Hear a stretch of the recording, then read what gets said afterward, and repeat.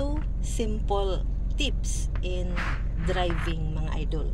Pero bago pa man ang mga simple tips ay paalala sa mga gustong matutong mag-drive. Mababae man or malalaki, pero alam naman natin na mas madali matuto ang mga lalaki sa pagdadrive kasi tayo mga babae, syempre na mandun ang medyo takot na mag-drive. Pero kung nagsisimula pa lang tayong mag-practice or driving school, ay iisipin talaga natin kung ano ba ang epekto na mabuti or magiging mabuting epekto para sa atin kung matuto tayong mag-drive, lalo-lalo na mga kababaihan na nagtatrabaho.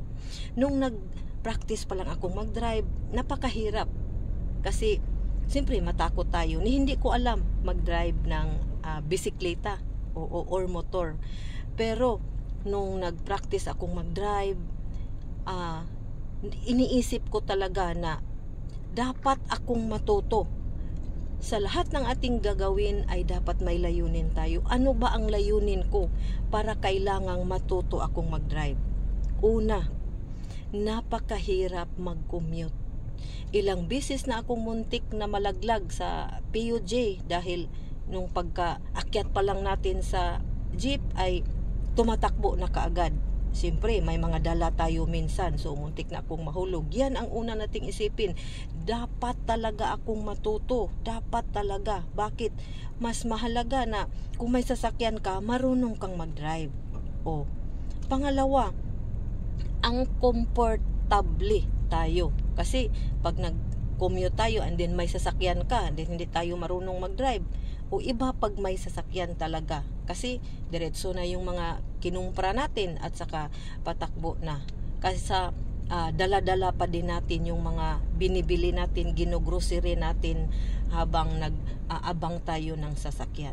So yun ang ating layunin kung bakit kailangan tayong matuto para mas madali na lang, para hindi tayo susuko sa pag-aral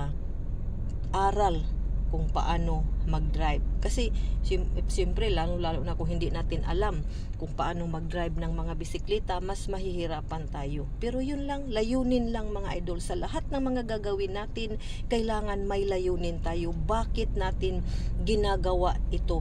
Ano ba ang purpose natin kung bakit gusto nating matutong mag-drive?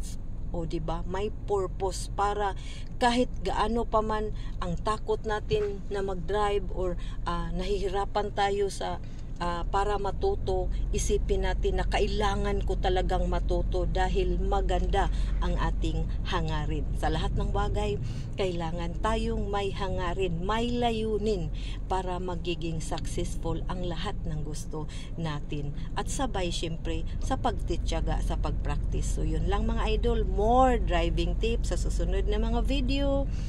Sana nakatulong at mag-ingat tayo.